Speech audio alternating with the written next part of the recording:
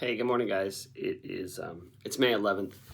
I'm at the church this morning. We're getting ready to take Meredith to camp, and just needed to come do a few things. So it was the quietest place for me to do my devotional. 2 Peter 1:5-7. He really kind of just takes a few words out of it, but let me read the whole thing. For this very reason, make every effort to add to your faith goodness, and to goodness knowledge, and to knowledge self-control, and to self-control perseverance, and to perseverance godliness, and to godliness brotherly kindness, and to brotherly kindness love.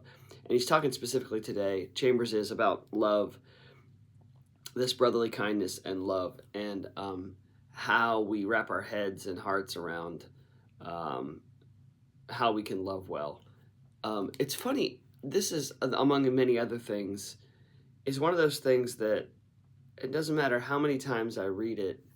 Every time I read about, well, especially today's study, and I'll point out a few places.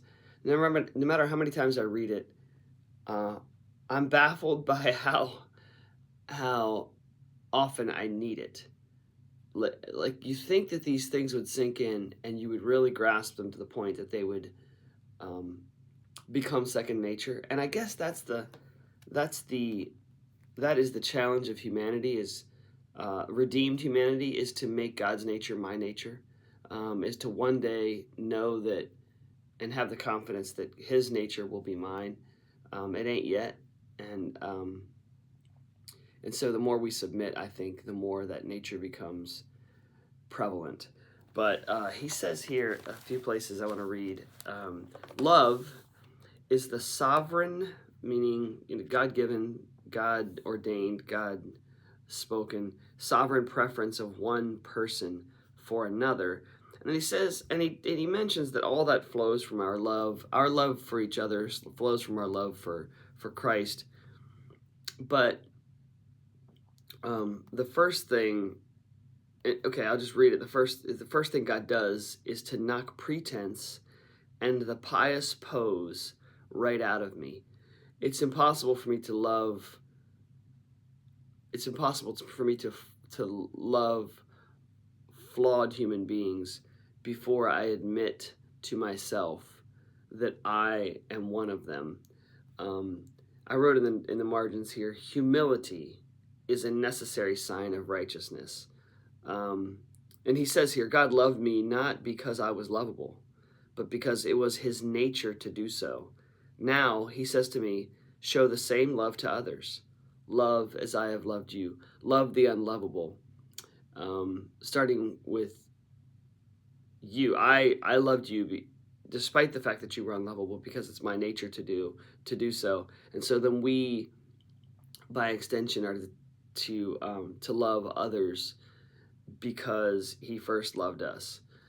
And I think no matter how old I am, there's so many times where I say, oh, but that person is so unlovable.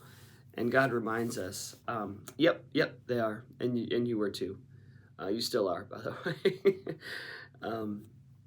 Just because I'm the object of His affection and the object of His love doesn't mean that I am worthy of it. That's a really important point. That just because I am the object of God's love does not mean that I'm worthy of God's love.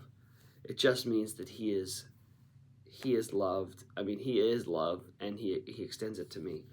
Down here in the third paragraph, the knowledge that God has loved me to the uttermost, to the end of all my sin and meanness and selfishness and wrong, will send me forth into the world to love in the same way. But we first have to grasp that the knowledge of His love for me despite my sin and meanness, as Chambers puts it. This next one I'll focus on for the next few minutes, but growth in grace, he says here in the last paragraph, growth in grace stops the moment I get huffed. Okay, huffed doesn't translate to modern vernacular. Offended.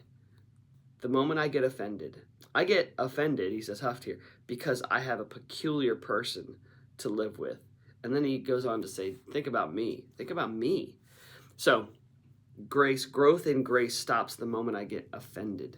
And I think, wow, what a culture and time we live in where everyone is looking, expecting, anticipating offense.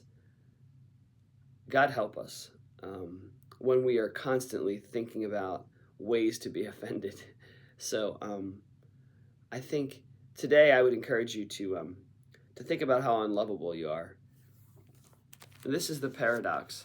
Think about how unlovable you are, but how incredibly you are loved. I think about how unlovable I am, but how unbelievably I am loved by Jesus. And I think, oh, okay, well, go and love others the same way. Guys, have a great day.